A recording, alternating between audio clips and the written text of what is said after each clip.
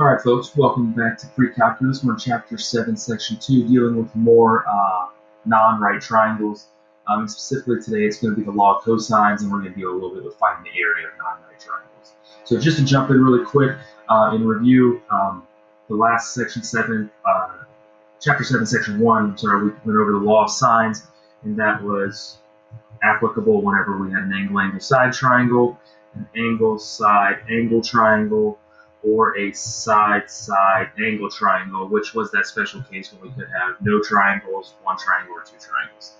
Okay, so notice that we were always, in these cases, we were always given at least one angle and the side across from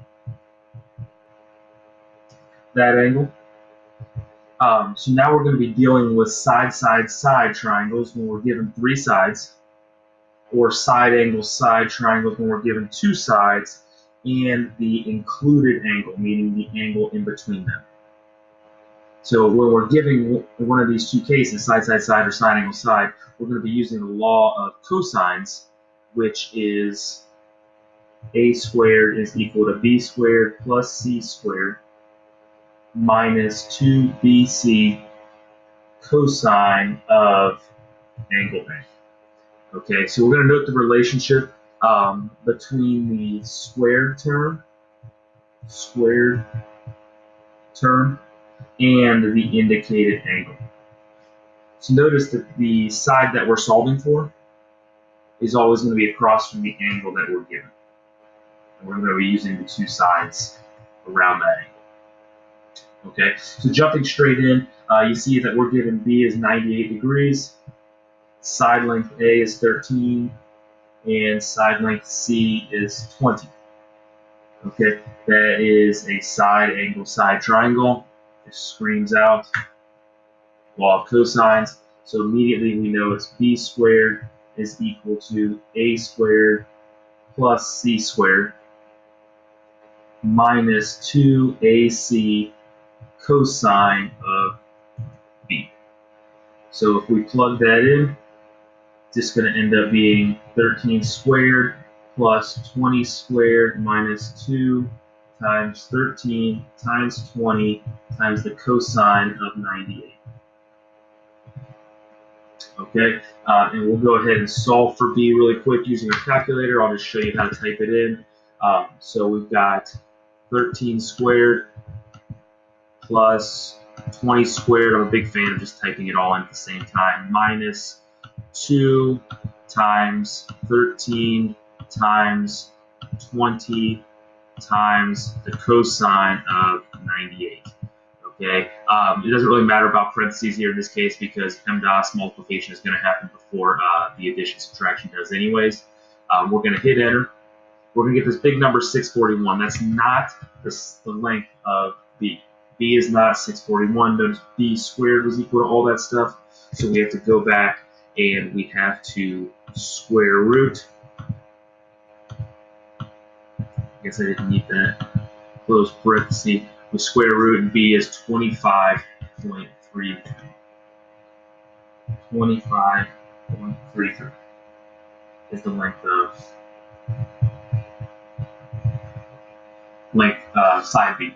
Okay, now solving for the rest of the triangle is just a matter of solving for angle C and angle A. You don't have to use law of cosines. You can use law of cosines, as we'll see a little bit later, but you can just use law of sines, okay, because now you have more than enough information. So I'm just going to go ahead and find angle A. So I'm going to say sine of A over 13 is equal to sine of 98 over 25.33. So essentially, I'm just going to be taking the arc sine of 13 sine 98 over 25.33, and that should give me angle A. And so I'm just going to go ahead and do that on the calculator. So the arc sine of 13 sine 98 divided by 25.33, which was that previous answer I just cleared off the screen. And I close it up and I get 30.55. degrees. 30.55 degrees. Okay, a little 180 minus 98 would be, what is that, 82. And then minus another 30 would be 52. So 51.45 is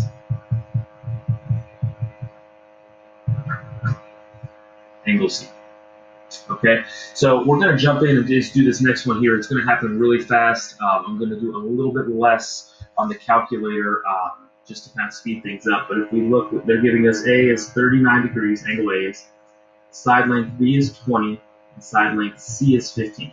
So it's clearly a side angle side triangle. It's exactly like we did in our first example. So we're going to be solving for little a. So A squared is going to be equal to 20 squared plus 15 squared minus 2 times 20 times 15 times the cosine of 39 degrees. Okay, and if we did that, we would get A equals 12.6. Do it on your calculator. I encourage you to do it, but A is 12.6. Okay, now we can do law of sines again to find B or C, but I want to point out to you that angle B is clearly the biggest angle because it is across from the biggest side. So because it's the biggest angle and it's across from the biggest side and it's unknown, that means it could potentially be obtuse. So if I go and try to do arcsine like I did on the last one, and this is obtuse, I'm going to get it wrong because arcsine only exists in quadrants 1 and 4, and it's not going to give me my obtuse angle if it's obtuse. If it's acute, it'll give you the right angle. But if it's obtuse, it's going to lie to me. So I'm never going to want to do law of sines to find the biggest angle of a triangle. I want to do law of sines to find a smaller angle and then do 180 minus to get the rest. So I'm going to do law of sines to find angle C. So sine C over 15 is equal to sine of 39 degrees over 12.6. And when I do that, I find out that C is 48.5 degrees. Please do that on your calculator. Please do it on your phone calculator, however you have to do it. But you're going to see that that is 48.5 degrees, which means that if I do 180 minus 39 minus 48.5, that B is equal to 92.5 degrees. And if I would have done law of sines on my on angle B, if I would have done sine B over 20 instead of doing sine C over 15, I would have got a different answer. This arcsine would never give an answer of 92.5. Okay, so I encourage you to play with that and make sure you do understand that. We're going to review that at the top here. So we're given the lengths of all three sides, side, triangle, okay, and asked to find all three angles. We first want to find the largest angle by using the law of cosines for the reason that I just talked about. Then finish the problem using either law of sines or the law of cosines. It's going to be easier to use law of sines. It's typically an easier equation to use. So why do we find the largest angle first? Because the law of sines will never,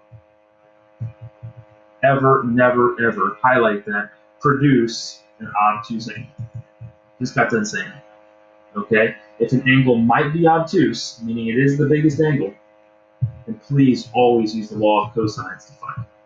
Or use the law of sines to find other angles and do 180 minus to get that last angle. Okay, so here we got an example. Let's just label our triangle ABC for fun. And they're telling us that A is length 30, B is length 20, and C is length 15. So clearly A is the biggest angle because it's across from the biggest side. So we're going to have to use the law of cosines to find angle A first. Okay, so that means A squared is equal to B squared plus C squared minus 2BC cosine of A. Which if I subtract these over, I just want to solve for cosine of A, right? So I got A squared minus B squared minus C squared equals negative 2 BC cosine A. All I did was subtract over my b squared and my c squared. And then I'm just going to divide by -2. So I'm going to get a squared minus b squared minus c squared over -2bc is equal to cosine of A. Which means that A is equal to, I'm going to flip this equation around, the arc cosine of that whole thing. So a squared minus b squared minus c squared over -2bc. It's just going to be a matter of plugging all this stuff in. Okay, so let's go ahead and use our calculator to do so really fast. Clear our screen. We got the arc cosine, make our fraction of a squared, which is 30, so 30 squared, minus b squared, which is 20 squared, minus c squared, which is 15 squared, over -2. Don't forget your negative, that will mess you up. -2 times b times c, so times 20 times 15. Close up our parentheses. And we should get 117.3. We do. So angle A is 117.3 degrees. A really quick law of sines. We could say that the sine of 117.3 degrees over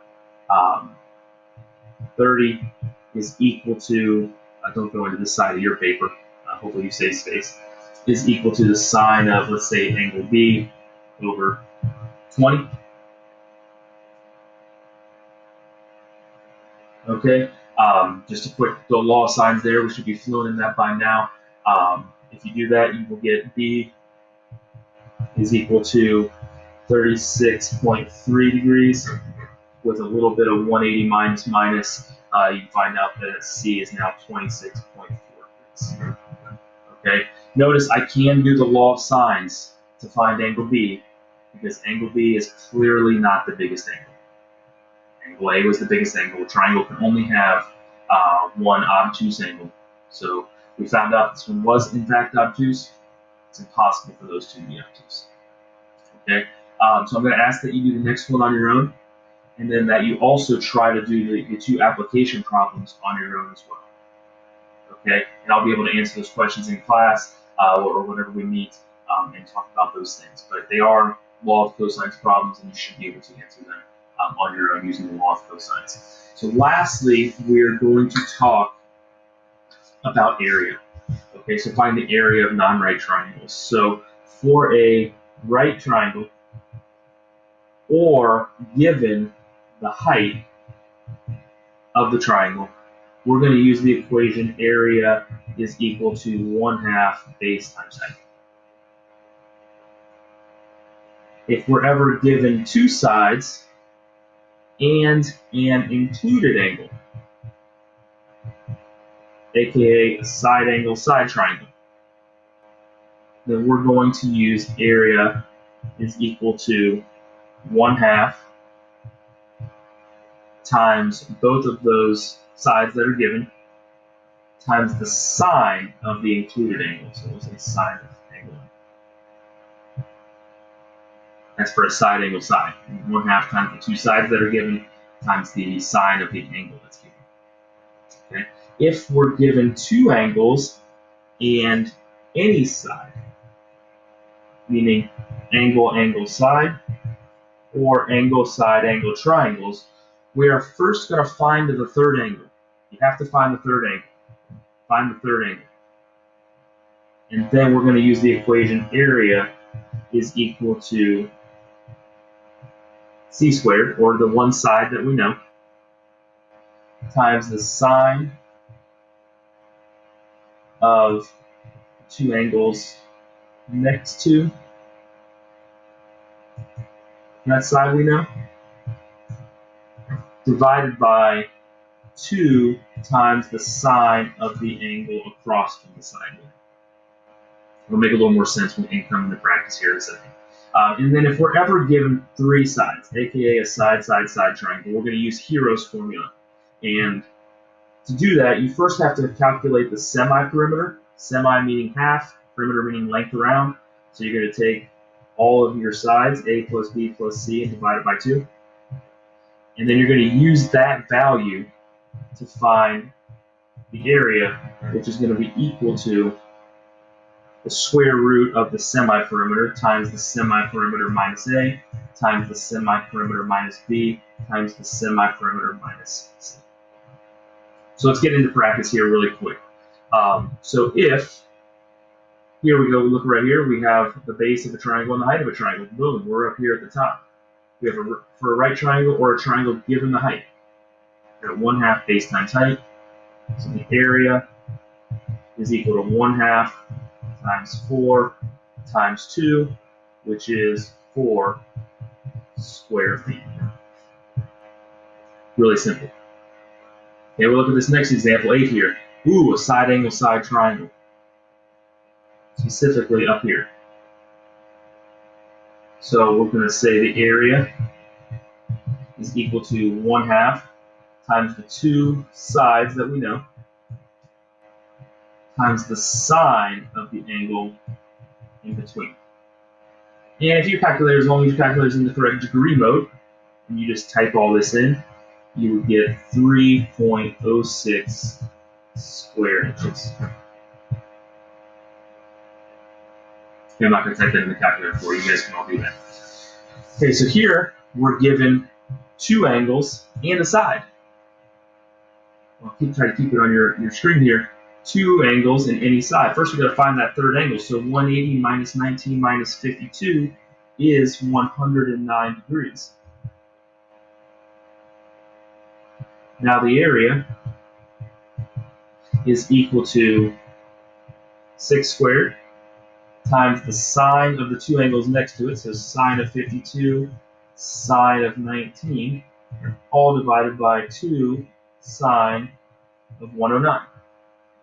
And if you type that into your calculator, you'll get 4.88 square centimeters. I really encourage you to actually type those into your calculator. Make sure you can operate it correctly and do these things on your own, not just taking my answers for what they're worth.